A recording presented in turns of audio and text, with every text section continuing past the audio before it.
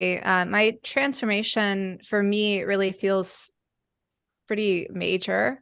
I can really relate to what you just said about how you felt like your life was really driven by anxiety, Kara, because that's how I lived for a very long time. And I didn't choose that. It was just what happened as an effect of growing up in enduring a lot of trauma, growing up in a home where I experienced abuse and poverty. And so I went into the world really having very little tools, having very low self-esteem. And, I didn't choose to live a life that was, high anxiety. It's just what happened. Yeah.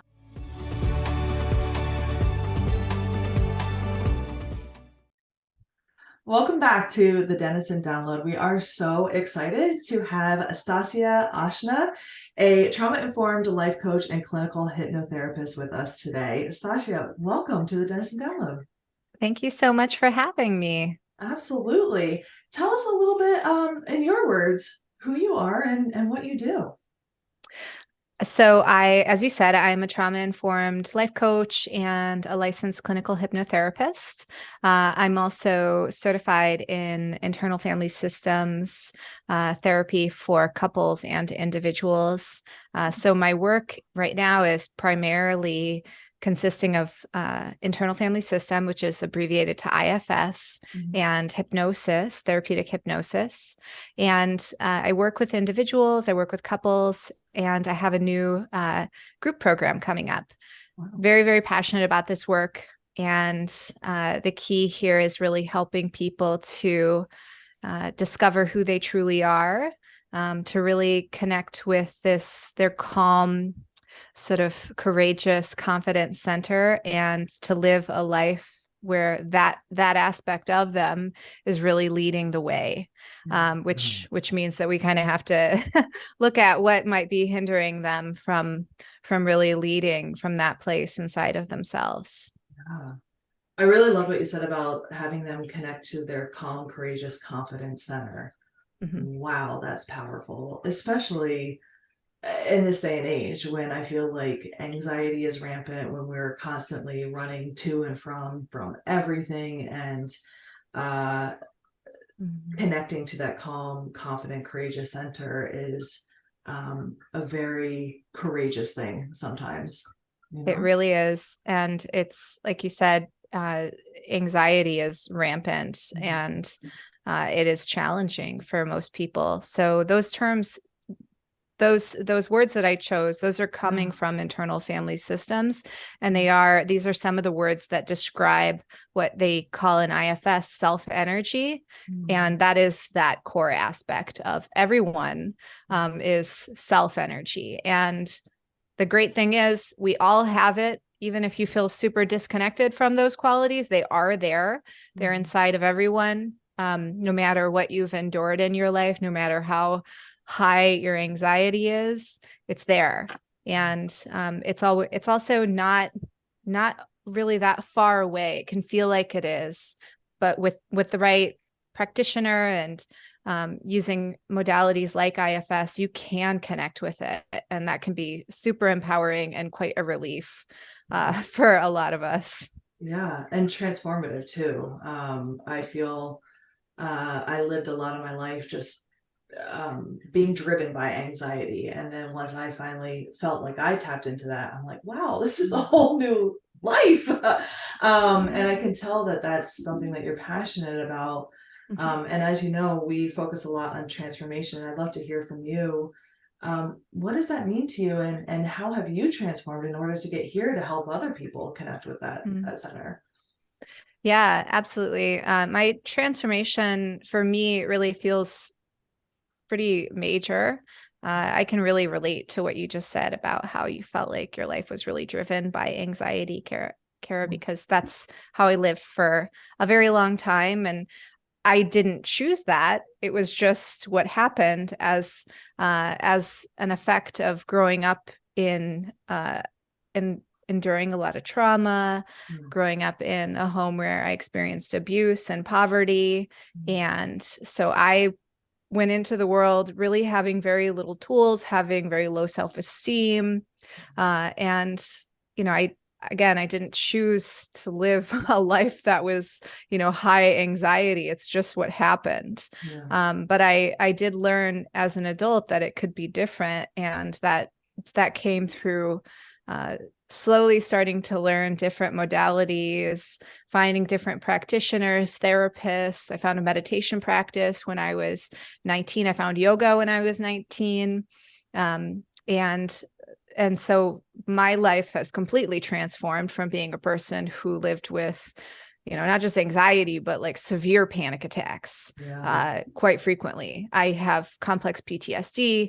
So for anybody who experiences complex PTSD, that includes things like emotional flashbacks and dealing with, really like a lot of major issues around self-esteem and self-worth. And so that was like my life, and my identity was so consumed by trauma. And I mean, that, as you can imagine, it affected everything in my life. It affected my work. So I always was working so hard for employers and never asking for raises, never asking for anything, really. I always say my motto was give everything, ask for nothing. Because I was always trying to I always felt like I had to prove myself because I didn't realize how valuable I was. And I settled a lot in other areas of my life, like in relationships. It really showed up. But all of that has changed tremendously, and it continues to change as I continue to go down this healing path in my life. And so my transformation has been really all about discovering who I really am when I'm really integrated in myself. I've been thinking a lot about the word integrity lately and what that means to me. And I think with trauma, we kind of tend to disintegrate. We become sort of fragmented versions of ourselves where we feel like we're not really whole. And because we're kind of not, it's like we lose touch with aspects of ourselves. So as I heal, it's like I become more and more integrated in myself. I really discover who I am. And I feel like I'm reclaiming aspects of who I am, things that I lost touch with because of these very difficult experiences. I feel like this is also very relatable, right? Yeah. Especially if you grow up in situations where you have to grow up really fast because you grew up in difficult households, you lose touch with things like playfulness and innocence and creativity. So as an adult, my transformation is all about like finding all that stuff again and bringing it into my life. So that's, a little bit of insight into my life and really what transformation means to me, which, just to kind of sum that up, is really becoming who we really are and who we're meant to be. That's what I feel like transformation is about. Stacia, that is an amazing journey. And I love hearing how you found these bits and pieces as you were going through your journey, and you found yoga and meditation at the same time. But I have to ask, was there a catalyst moment where, when you were younger, you just said to yourself, I want to find something to help myself. I need to do something for myself. What was that moment for you? Because I know some of our listeners might be facing some of those moments, and maybe those alarms might not be going off of like, hey, this is the time to really start looking for yourself. Yeah. I totally get that. Yeah, it was, there were things that were happening when I was a teenager where I was living in a situation at home that was very difficult. And that was kind of my everyday was just really challenging, and my whole childhood, my teenage years. But what was the awakening moments for me were found initially through nature and through books.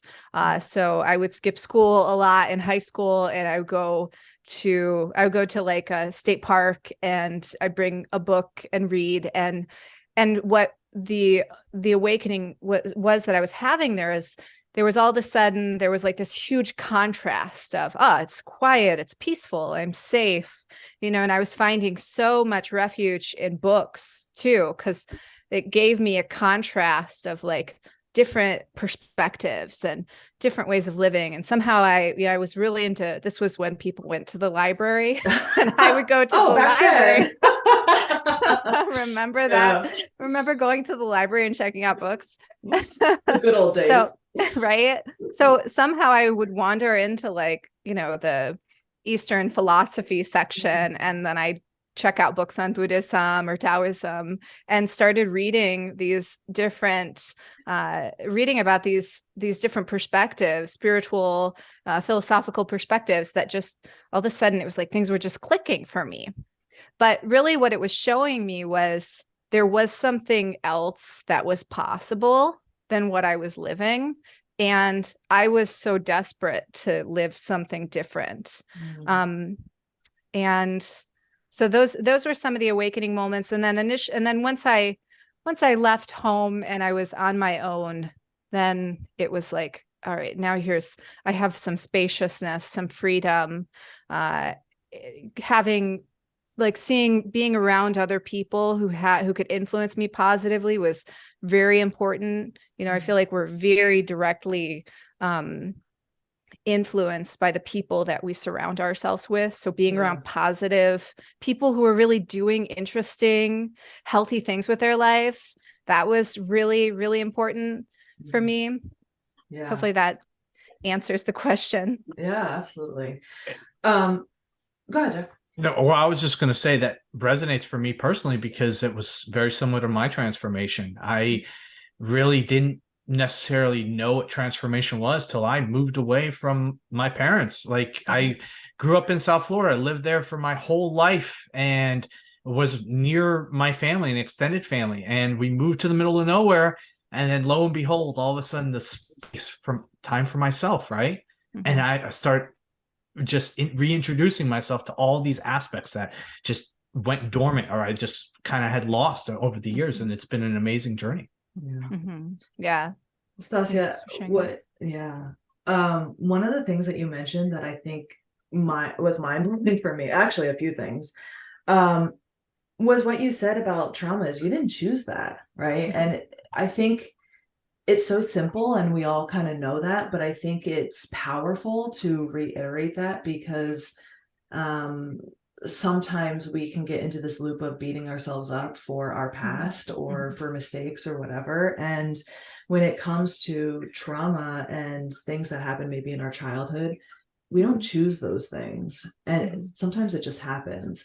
But what I like about your story is, and sometimes what people might forget is, yes, we don't choose that. But then once we get older, it is our responsibility to move forward from that and to gather tools to help us heal, right? And what I loved about what you said is you mentioned so many amazing tools like meditation and yoga and all of this other incredible stuff. And you now offer tools to a lot of people, which we'll get into in just a second. But the other part that really struck me was the fragmented part, because trauma, well, I mean, your body's going to keep the score. So, and when for myself, it wasn't until recently that I kind of understood this, because my family always joked, oh man, you don't remember any of your childhood.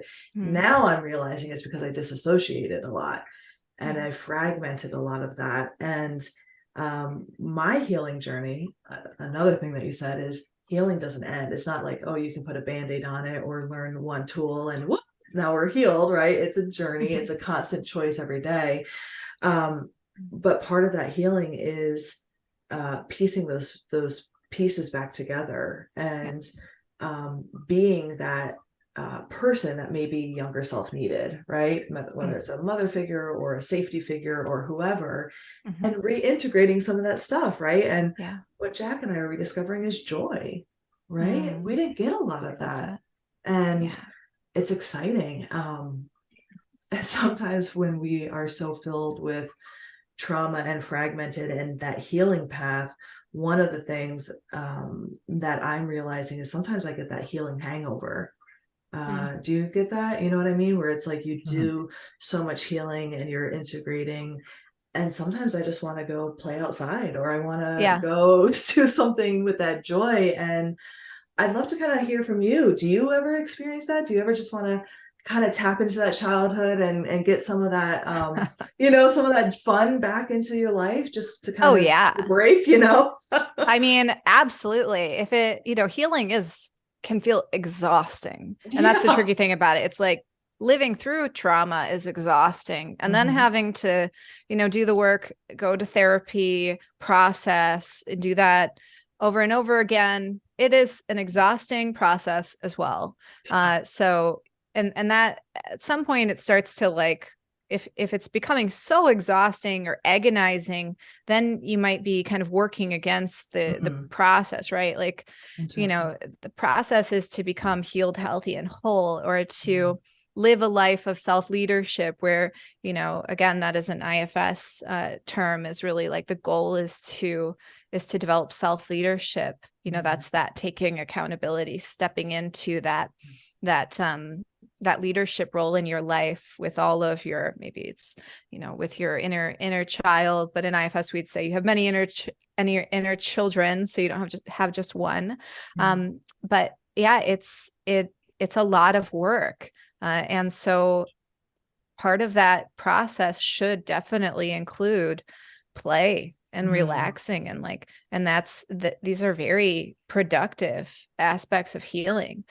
For me, when I was like doing a lot of deep inner child work, one of the things that was super healing for me was I got a bicycle, and I love that. I had forgotten how much I loved to bike as a kid.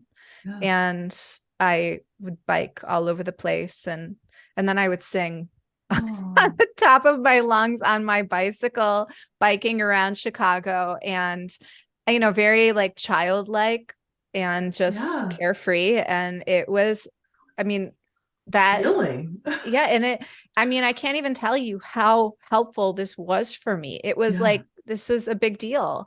And these things are natural effects of doing the work too, is a lot of people will all of a sudden just become more playful, or a lot of women that I work with become more relaxed and comfortable in the clothes they wear. They like remember how much they love to play with clothes and jewelry and makeup, and they can have a totally different relationship with it, which is really fun to see, because it tends to be like a really difficult subject for a lot of women around appearance, because of all of the insecurities that the pressure, the insecurities that we've been subjected to. And then we remember when we're little girls, like how we just naturally love to play with this stuff because it was fun. Because it was creative. And a lot of women, adult women that I work with, they get that relationship back where they just have fun with their bodies, whether it's through riding their bicycle or playing with clothes, or whatever it is. And men do the same thing. That's so first of all, I just think that's amazing. I mean, what kind of life is that you get to not only work and love your body and have fun and play and have more meaningful relationships, but a lot of times, far too often, when you are dealing with trauma, you grow up so fast, and so we miss out on that. Totally. I love that. I love your transformation story. I love some of the tools. I'd love to hear from you. Now you're equipped with all of these incredible tools. And it's one of the things that Jack and I talk about a lot, is using your tools, right? Because when you're down in the low vibrations, when you're feeling anxious or in a panic attack or in a depressive state, which is all states that I've been in frequently and very familiar with, it's hard to remember those tools, right? It's sometimes you just feel like, well, here I am again, and it's hopeless. And so we actually have just stickies on our walls of, here are all your tools when you're feeling this way, like phone a friend, pick up a book, go outside, get in a hammock, all this other stuff. How can you've mentioned a lot of really great things, and for us in our life, therapy, NLP, IFS, all of these things are really incredible, helpful tools. If people want to come and work with you, what tools have you found to be transformative in your practice? Absolutely. So I use quite a few tools. I also wanted to share around what you just said, around these different states that you might find yourself in. If you're feeling depressed or anxious, to me, that's not bad. That's not bad. Like, I don't label those states as bad. Yeah. And what I really want to help people to do is to get very curious about what might be going on. Like, what, rather than, maybe like before going straight to the tool to get out of that state, is to, ask, why is the state coming up? And that's where I use things like IFS with clients to recognize, well, if depression's coming up, maybe that's coming up. Like for myself, I would notice depression comes up because there's a sadness that's underneath that. For me, that in IFS, we might see that there's an exile there, some sort of sadness or grief that's feeling very heavy and could be overwhelming. So then my depression might kick in, and the depression comes in to calm the sadness and the grief from overwhelming me. And so the depression might actually be trying to help me. This might sound really strange to people, but when you do IFS, because you see, like, the depression is not, maybe the depression isn't, I'm not saying, depression, clinical depression is very serious. And if you're struggling with this, then you really should get help. And then there's also this way of looking at depression that I have experienced, and I've witnessed this with my clients as well, where we've seen that sometimes depression is actually an aspect of us. Maybe it's a protective aspect of us that is actually trying to help to calm down a deeper pain or grief or sorrow that's living inside of us.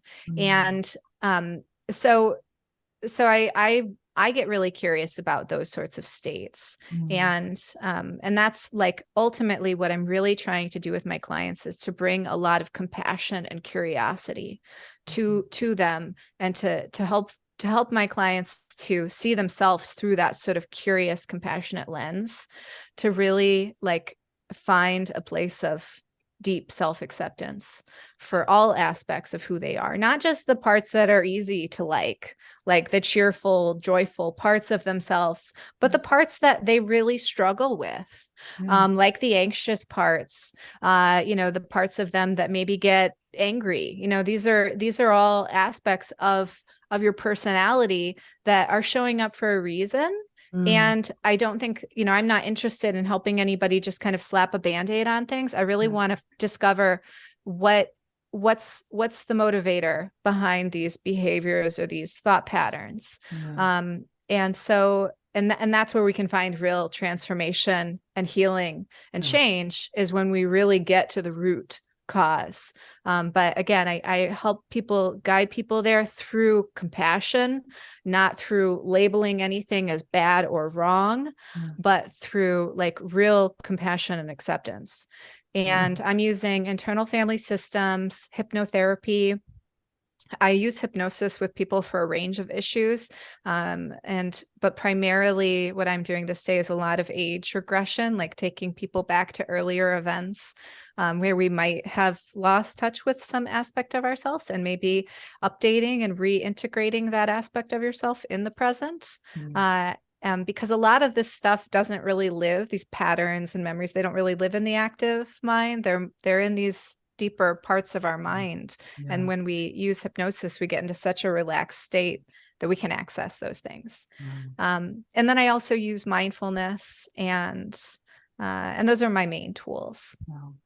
I'm really, really glad that you brought up the curiosity and compassion part of that, because you're right. And that in and of itself is a huge, I know we keep saying tool, but it's a huge skill, right? That a lot of people, I don't want to judge other people and say they don't have, but for myself, I didn't have a lot when I was in a constant perpetual anxiety state, or being driven by anxiety, or when I wasn't necessarily living an intentional life. And now you're absolutely right. When I'm feeling those things, or when I'm feeling feelings, I guess we'll just say that, I like to look at it as curiosity. Why? Right? Because feelings, like you said, or how I'm viewing them, they typically are a symptom of a root of something else, right? And I want to be able to listen to that with curiosity. And what I love in addition to that is compassion, right?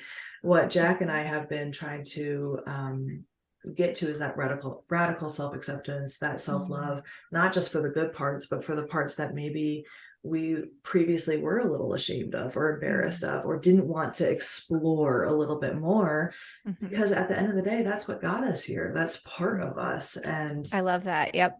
yeah, Exactly. I'm so happy you said it. And just like that, because you're right. It's like, this is a part of you. yeah.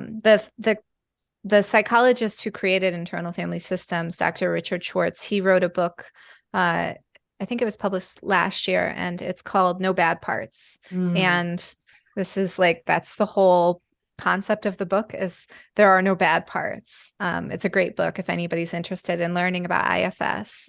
But yeah, all these parts, when we sit with them with presence and compassion and curiosity, there's a lot more that can be revealed to us. And I find my clients, and personally myself, I've been very surprised at what I've found inside, and when I've actually sat with that sort of energy of curiosity and compassion. And one of the things that just a personal philosophy is, I always believe that knowledge is power, and self-knowledge is one of the most powerful things that you can do, right? And but it's one of the hardest work too. It's very hard, and it's so worth it. And I think once you step down that path of doing the work, it's like there's no turning back. There is. Right? It It's really like, isn't. even when it's so challenging and you're like exhausted from doing the work, it's still, it's like, this is what it feels like. Is because a lot of it includes, when letting, when your anxiety starts to relax, your defense mechanisms start to relax, all of a sudden you start to feel more. So it starts to feel heavy. And I think a lot of people start to feel like they're almost regressing back. Like, why am I feeling all this stuff? Because you don't just start feeling good things. You also start feeling those difficult feelings, because you probably learn, just like probably everyone, to repress a lot of who you are, a lot of your feelings, just in order to survive, just in order to get ahead in your life, because part of it might be because of your family, but part of it is just the culture, the society we grow up in, where we just have to like hustle and work, and like, life is hard. It really is. And I mean, I'm glad you kind of brought up society too, because a lot of time, I mean, for women, we're told, don't be emotional, don't do whatever. For men, it's don't show emotion, or the only emotion that's acceptable is anger, etc. And so not only are you working against your own trauma, your own family things, your own personal things, but society in and of itself. So there's a lot, but it is worth it. It's so worth it. It's better on the other side, and there's never an end, but it's so worth it. So yeah, I agree. I think good. I was going to say, I think for me, just this conversation has been so illuminating, Stacia, and just what you were talking about on how the bad thought, right, or the bad feeling is the indicator to get curious. And well, there's no bad feeling. Well, there's no bad feeling, but the uncomfortable there's one. no bad parts, right? But that, to start being curious, I think for me, I tend to go to the tools too quickly. And so you probably saw me doing a lot of processing as I was thinking here about just what you were mentioning. And I've always been the type of person who's, hey, I'm feeling this way. Let me start elevating, because I have all these tools, but I don't necessarily always sit in it to the point of, why is this coming up? And I realize I've got layers to pull back now. I'm excited. Let's go.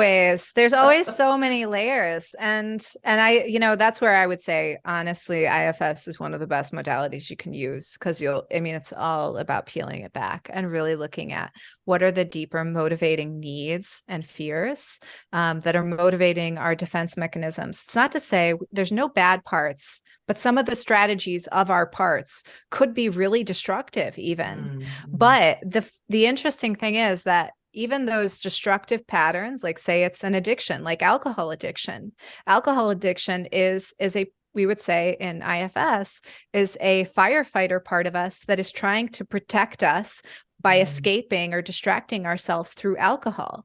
But it is, and it's right, it's destructive, it's unconscious, but it's still an aspect of us that is taken on the addiction in order to try to protect us from feeling probably deeper pain and feelings. So, so it's not about like condoning the bad behaviors. It's about validating that this is why this is happening, and understanding it and getting curious so that we can address what might be underneath it, what's deeper that we need to look at. And there might be things like grief or sadness or fear that, when you get to that stuff, that's where you can really find a lot of transformation and unburdening. Yeah, unburdening. Wow. I will say there's once you start healing, there is a lot of unburdening. Yes. Yeah. And it feels there's a lot. Yeah. There's a lot that we carry, a lot of burden that you carry.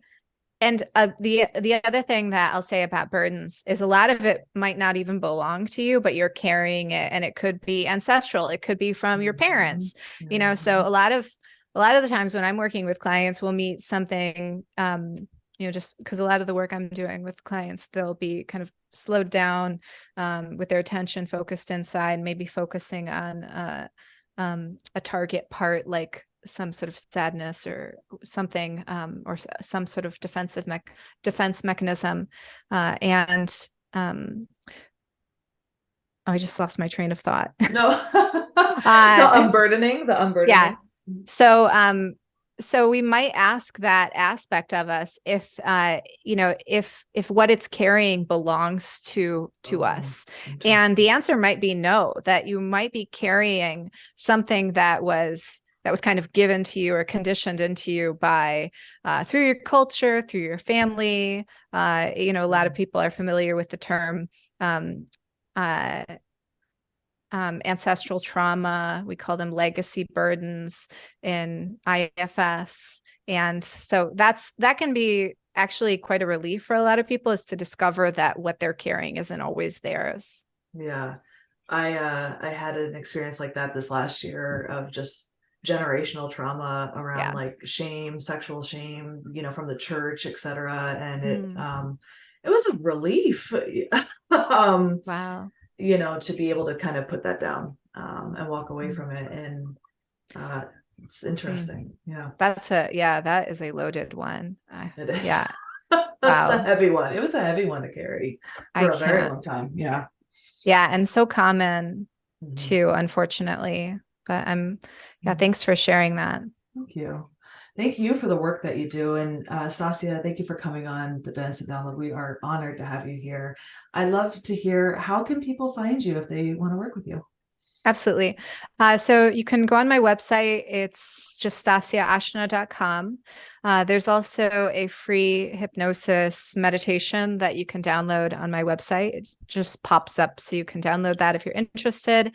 And for people who are interested in becoming a private client or participating in any of the groups that I offer, I also offer like a free initial call just to connect and get a feel for the work that I do.